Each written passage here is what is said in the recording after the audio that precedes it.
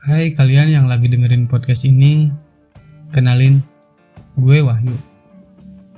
Dan di channel ini, mungkin gue bakalan, mungkin bisa dibilang podcast, atau semacam video yang dalamnya cuma ada suara gue yang lagi ngomong sendiri, yang lagi nyerocos sendiri, yang lagi ngebaca sendiri, gitu pokoknya lah. Dan kali ini, gue mau ngebahas tentang pertanyaan temen gue. Jadi gini.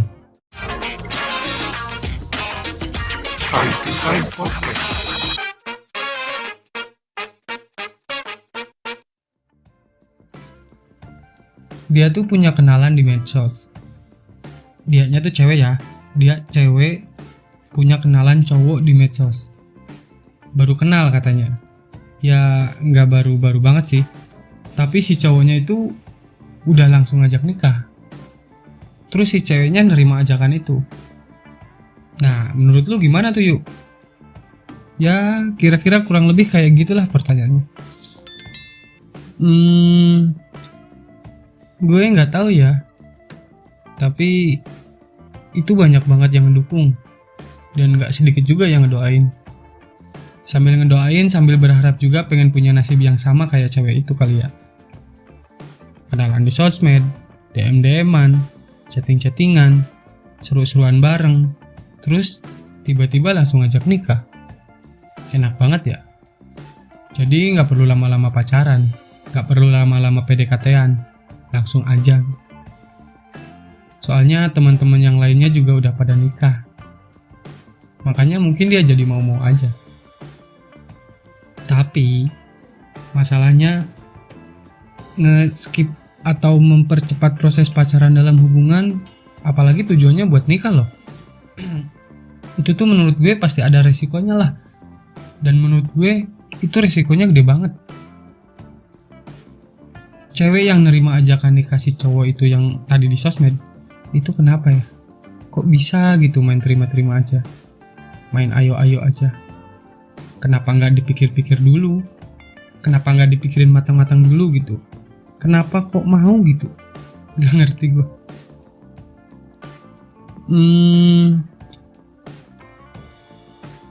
Gini. Lu inget gak pesan mama lu? Atau nasihat orang tua lu pas lu kecil? Atau kalau enggak, lu pasti pernah denger deh pokoknya omongan kayak gini. Jangan mau diajak jalan-jalan sama orang asing, sama orang yang gak lu kenal, sama orang yang lu sendiri juga gak tahu dia siapa. Bisa aja ujung-ujungnya lu berakhir di keluarga yang... Nasihat-nasihat kayak gitu tuh pasti nempel banget tuh di otak. Dan saking kuatnya nasihat itu, lu juga sampai kayak hati-hati banget gitu. Kayak jaga-jaga banget kalau ada orang asing atau ada orang yang gak lu kenal deketin lu. Bener gak sih? Sekarang gini. Kalau orang tua lu aja bilang kayak gitu, kalau orang tua lu aja ngasih tahu sebahaya itu diajak jalan-jalan sama orang lain, coba deh lu bayangin. Keputusan lu yang mengiyakan tawaran atau ajakan orang lain yang pengen nikah sama lu. Ya mungkin lu gak bakal berakhir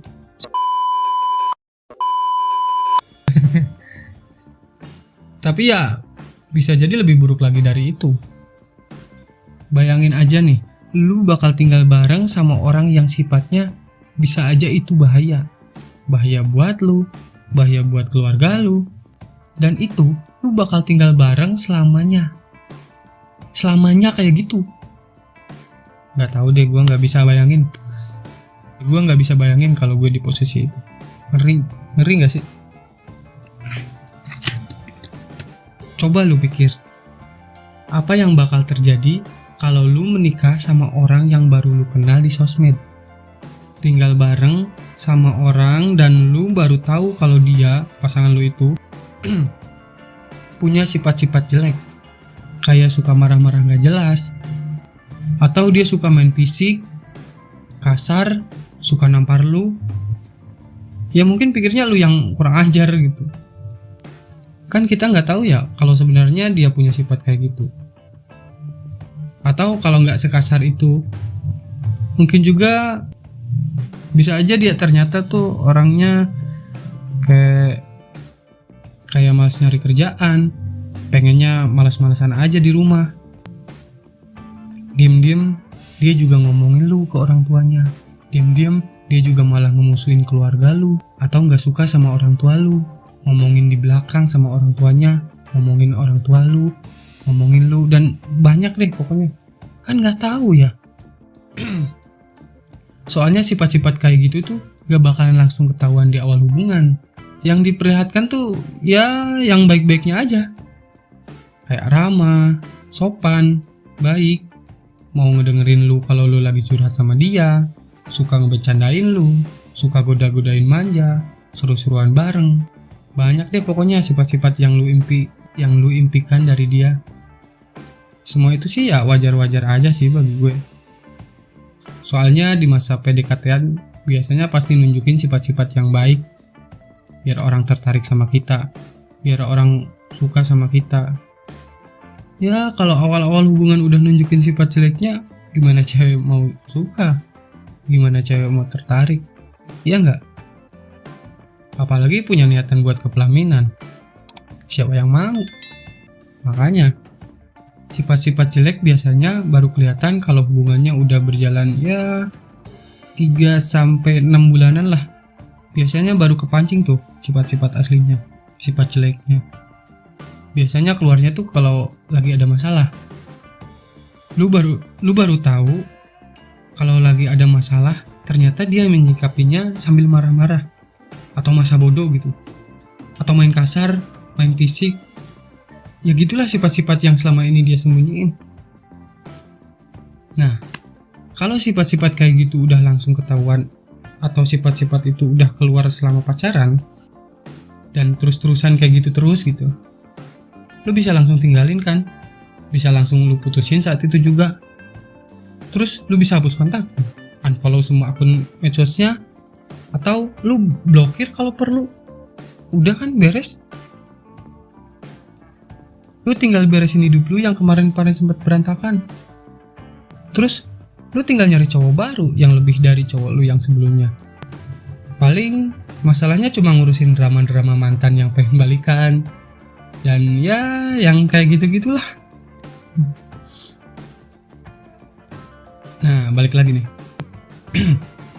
Kalau lu buru-buru menikah, sifat-sifat jelek yang tadi gue sebutin itu tuh baru kelihatannya nanti kalau udah menikah. Kalau lu udah terkait janji pernikahan hidup semati gitu. Terus apa yang lu bisa lakuin kalau udah gitu? Ya paling cuma bisa terima nasib jadi bulan-bulanan si cowok itu tiap hari. Sepanjang hidup loh, selamanya. Atau kalau enggak ya paling minta cerai.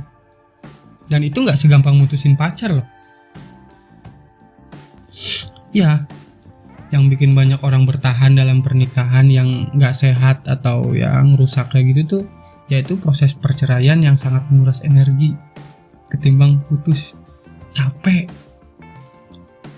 Dari mulai lu bolak-balik ke pengadilan, ngurus surat-surat perceraian, mikirin nasib anak kalau udah punya anak. Dan yang beratnya lagi ngadepin omongan tetangga dan omongan saudara-saudara, keluarga, dan lain-lain. Udah mah dana habis ngurusin surat-surat perceraian ya kan, ngurusin ini itu, emosi dan perasaan juga ikutan dikuras abis-abisan, diomongin, dijelek-jelekin.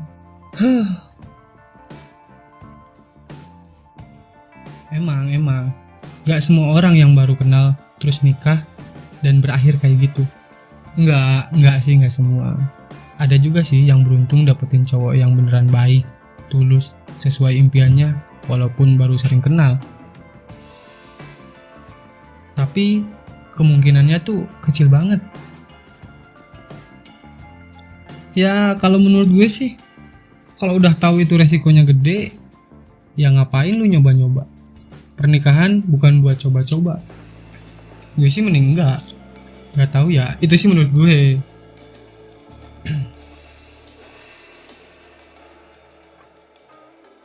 Ya mungkin segitu aja dulu ya buat hari ini. Kalau kalian suka silahkan like, Kalau ada yang perlu dikomen silahkan komen. Dan kalau menurut kalian ini bermanfaat, silahkan share. Dan jangan lupa subscribe. Bye-bye.